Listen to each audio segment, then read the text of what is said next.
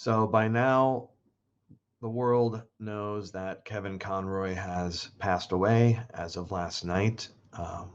Today is November 11th of 2022, and I was trying to think of an appropriate way to respond to this and honor Kevin, and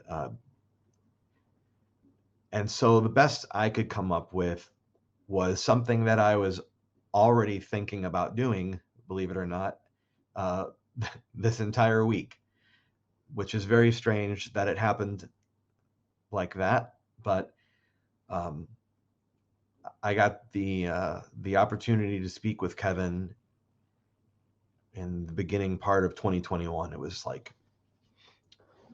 in February of 2021. I got to uh, have the great honor to spend some time, just one-on-one time, talking with him over a video conference.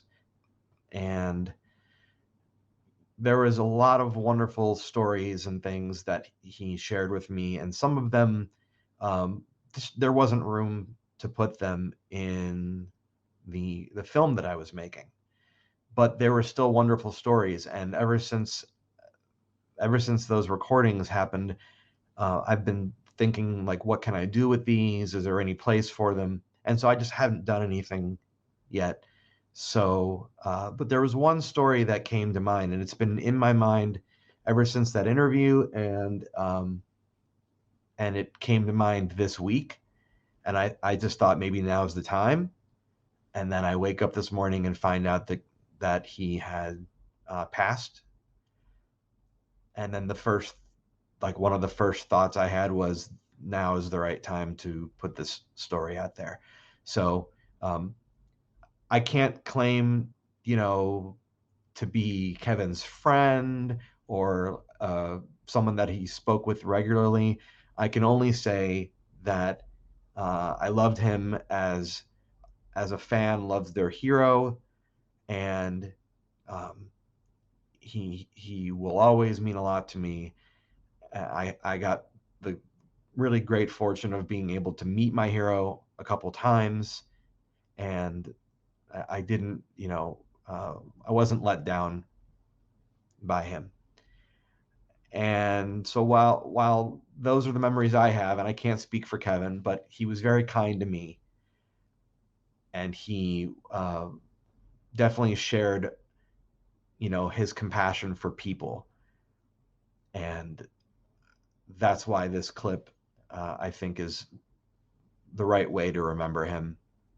Because aside from being Batman, he was just a really good person, and seemed to, from what I could tell, just have a lot of love and respect for his fellow man. And so with that, I will let Kevin himself tell you the story.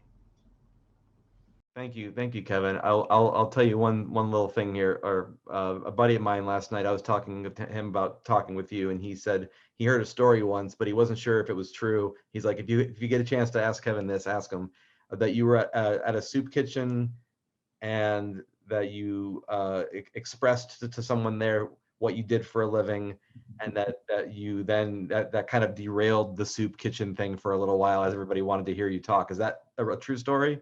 But what makes it really fascinating is I live in New York, and it was at 9/11, and everyone in the city was in shock.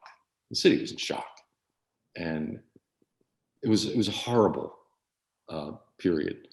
And there was an instinct to help, and they were organizing volunteers at the Javits Center. And I went down and said, what can I do? And they said, well, we have all the diggers and the tunnelers we need. There is a kitchen where we are feeding all the workers, which is at ground zero. Here's the number. So I call the number, and I get this kitchen.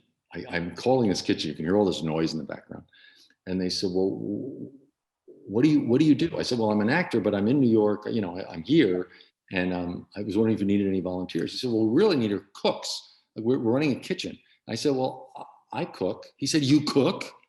I said, yeah, I worked my way through Juilliard working in restaurants. He said, are you available? I said, well, I'm between jobs right now. So he said, no, I mean, are you available today, now? We need people now. I said, yeah, I'll be right there. So I took the subway downtown. I go walking down. I was a block away from Ground Zero. It was still a smoldering pile of ash. The sulfur smell was in the air. And I started doing the night shift, 6 p.m. to 6 a.m., doing dinner and then cleaning dinner and then setting up the breakfast and snacks at like 2 a.m., just keeping everyone fed. And there were legions and legions of workers all night. This went on all night. And it was a hot, steamy September. And people would come in covered with dust and shake off their clothes and stuff. And we'd serve them dinner in the middle of the night. And I was in the middle of this steamy, hot, sweaty kitchen. And this guy is at the stove next to me. And he says, so my day job is I'm an architect. He says, what's your day job? And I said, well, I'm an actor. He said, well, do you do some special kind of acting? I said, well, I'm really a voice actor. I do mostly animation. And he said, I knew your name. You're the guy who does Batman. You're Batman. I said, well, I said, that's nice that you know that. I said, I'm surprised you know that. He said, this is unbelievable. People are going to freak out. Oh, can I tell the guys in the dining room that Batman's been cooking their dinner? I said, no one's going to care. I mean, we're dealing with the worst tragedy that had ever hit the city. I said, are you kidding me? No one cares. He said, you are out of your mind. Wait till you watch. So he goes out in the dining room and he goes, guys, you're not going to believe who's been cooking your dinners. It's Batman. And you hear from the back of the dining hall, these are all firemen and cops, right? So it's some salty language. And you hear, bullshit. And someone says, make him prove it. So I'm in the kitchen and I have a big theater voice. So I did, I am vengeance. I am the night. I am Batman. And there was this long pause. And then you heard from the back of the dining room, holy fuck, that is Batman. And then everyone started laughing. And we hadn't heard laughter in 2 weeks. And then people started coming back into the kitchen and did, oh, when I watch that show with my kids love it. That's the best show we ever said. Man, that Harley Quinn, she's nuts. And it was like everyone turned into a 12-year-old in a second. It happened so fast. And that architect who had recognized me said, what does it feel like to be Santa Claus? He said, because that's what just happened here. Santa appeared. He said, that's the first time any of these people have laughed in 2 weeks. It was a wonderful Ground Zero moment.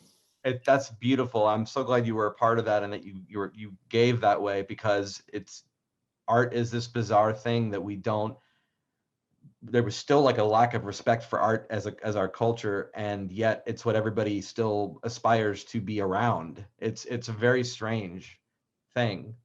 And at that moment, the reason I wanted to help was because I felt like, people are dying. Right. And what do? I'm acting on a stage. I'm doing a voice of a cartoon. But it matters. I'm not doing anything that matters. That's what I thought. Mm-hmm. And then when I was down there in the midst of it, the one thing those people needed that night was to laugh, was to be entertained. It was the one thing that lifted spirits. And I called Andrea the next morning at Warner Brothers, and I told her that story. She said, oh, please write that in an email. I want everyone at Warner Brothers to hear about this. I said, because I want you to know, Andrea, what we do really matters. It really means something. And it was a strange way to find out. But a beautiful way. Thank you for telling me that story. Really, you're awesome. You're a class act. I know you hear this all the time, but you definitely made a indelible, permanent, wonderful mark on my childhood and beyond. And I'm eternally grateful for you spending some time with me today. I really appreciate it. Good luck. Take care. You too, sir. Bye-bye.